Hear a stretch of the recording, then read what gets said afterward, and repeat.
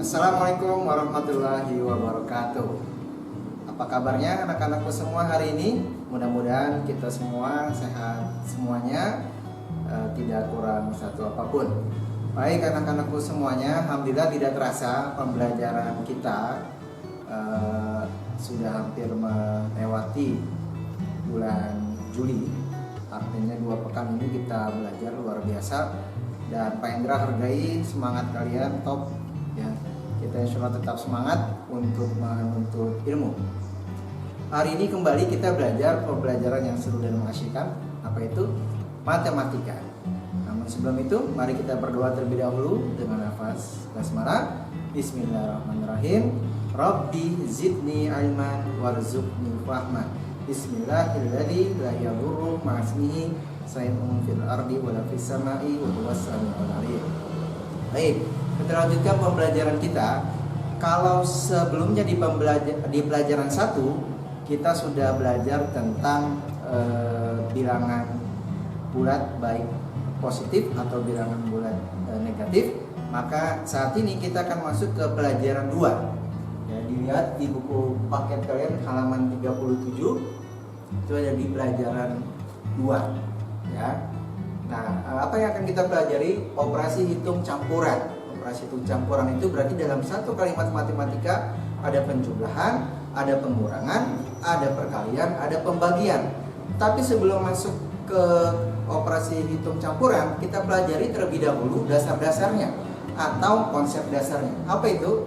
Konsep dasarnya yang pertama kita harus tahu terlebih dahulu sifat operasi hitung. Ada 3. Yang pertama adalah komutatif, pertukaran. Yang kedua, asosiatif, pengelompokan. Yang ketiga, distributif atau penyebaran.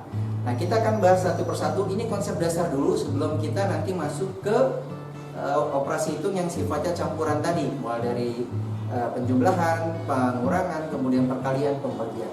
Kita masuk ke sifat yang pertama, komutatif, pertukaran. Bagaimana kalau dituangkan lewat kalimat matematika? Perhatikan sisi yang sebelah sini. Kita lihat ada contoh soal diketahui ya, A sama dengan 2, B sama dengan 3. Nah, sifat komutatif ini berlaku untuk penjumlahan dan perkalian, tidak pada pengurangan dan pembagian. Mohon ingat, hanya pada penjumlahan dan perkalian. Kita lihat pada penjumlahan. Kalau A-nya 2, kita tulis kalimat matematikanya dulu, A ditambah B sama dengan B ditambah A. Ingat, tadi adalah pertukaran. Lihat, A tambah B ditukar jadi yang tadi B-nya kedua, A-nya pertama ditukar, B-nya jadi pertama, A-nya kedua. Kita tuangkan lewat angka.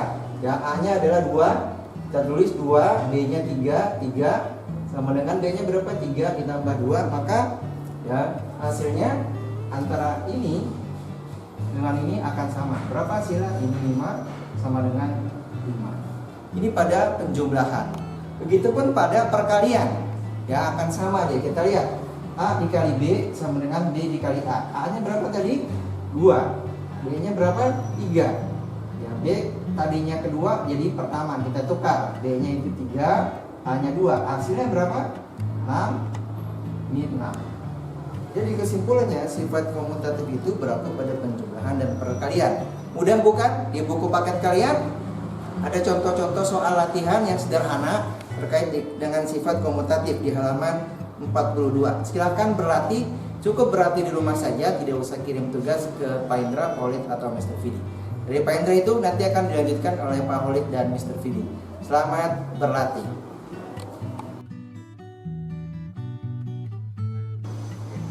Assalamualaikum warahmatullahi wabarakatuh. Kembali lagi dengan Pak Holid. Ya, anak semua nyambung dari pembelajaran dengan Pak Indra tadi, ya. Karena tadi Pak Indra menjelaskan tentang sifat operasi hitung komutatif, pertukaran.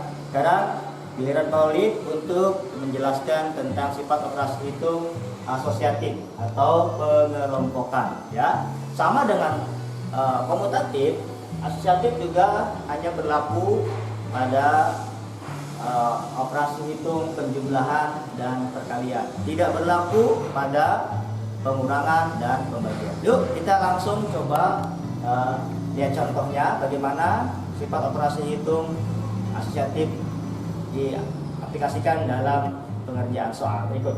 Ya, diketahui misalkan di sini ada A, B, C, A 2, B 5, C 10. Contoh soal misalkan A ditambah B ditambah C. Ya, nanti gimana caranya menghitung? Kita untuk dengan menggunakan sifat asosiatif tadi, kita bisa mengelompokkan. Artinya kita bisa menghitung A tambah B dulu, baru ditambahkan dengan C, atau kebalikannya, kita tambahkan B dengan C dulu, baru tambah dengan A. Ya, nanti hasilnya sama. Contoh misalkan soal seperti ini. 2 ditambah 5 ditambah 10. Kita kurungkan, kita jumlahkan dulu 2 tambah 5.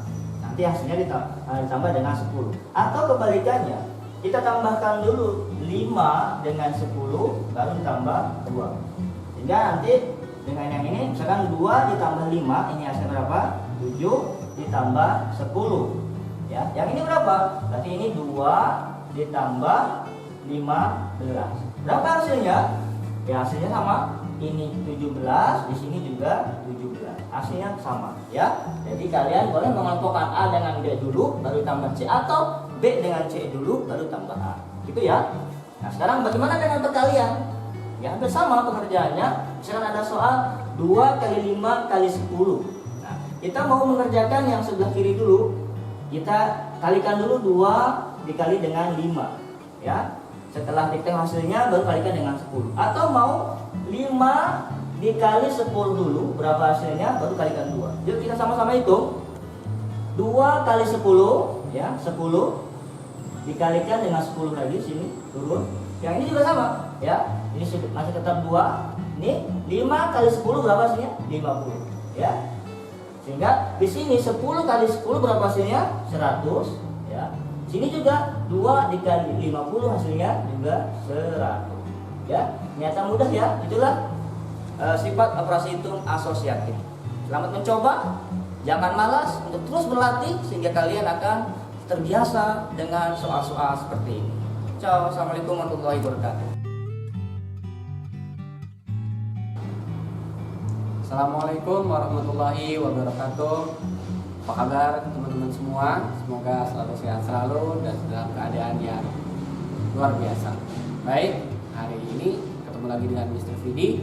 Setelah tadi kalian belajar tentang operasi hitung campuran bilangan bulat pelajaran 2 dengan Pak Indra dengan Pak Khalid. Nah, sekarang dengan Mr. Vidi kalian akan membahas tentang sifat operasi hitung distributif atau penyebaran. Bagaimanakah itu? Kita bahas konsepnya terlebih dahulu. Nah, di sini misalnya konsepnya seperti ini. A dikalikan dalam kurung B ditambah C. Nah, kalau sifat asosiatif tadi sudah dibahas. Kalau ini kita bisa distribusikan, kita bisa kalikan dahulu A ke B, kemudian ditambah A kali C. Bisa kita tulis menjadi A kali B ditambah A kali C. Seperti ini. Ini untuk penjumlahan. Jadi ini juga bisa berarti A kali B ditambah A kali C. Bagaimana dengan pengurangan? Sama.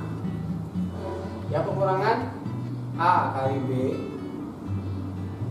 terlebih dahulu, kemudian dikurangi A kali C. Setelah kemudian nanti dikalikan, kemudian baru dikurangi, atau setelah dikalikan A dengan B, A dengan C baru dijumlahkan. Nah, di sini contoh ada sebuah soal di buku kalian halaman 45. Sifat distributif terhadap perkalian. Lira dan Firna pulang dari sekolah, mereka melewati sebuah pasar. Di pasar ada penjual mangga. Lira dan Firna masing-masing membeli 4 kg dan 5 kg. Setiap kilogram mangga berisi 8 buah mangga. Berapa buah banyaknya mangga yang mereka beli? Dari sini kita bisa ketahui Lira membeli 4 kg, Fira membeli 5 kg, dan setiap kilo berisi 8 buah mangga. Ini bisa kita tulis dalam bentuk matematika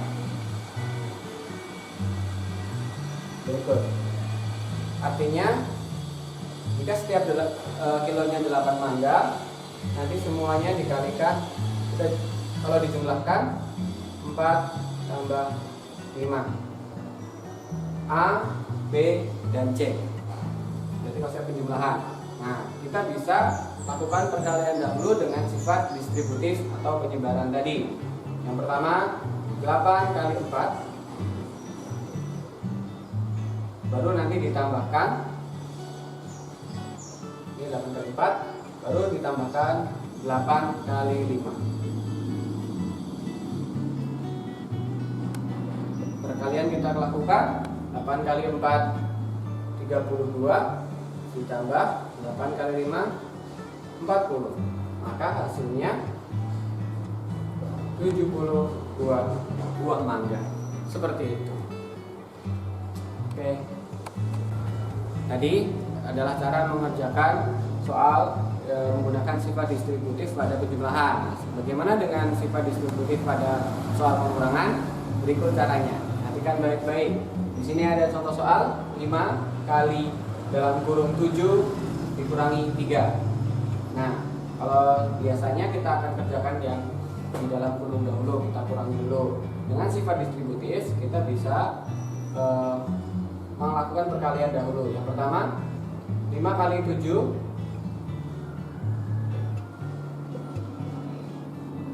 kemudian dikurangi, tandanya jangan lupa dikurangi 5 kali 3. 5 kali 3 ya. Lalu perkalian dahulu yang kita kerjakan 5 kali 7 terlebih dahulu, yaitu 35, baru dikurangi 5 kali 3 15, maka hasilnya 20. Seperti itu.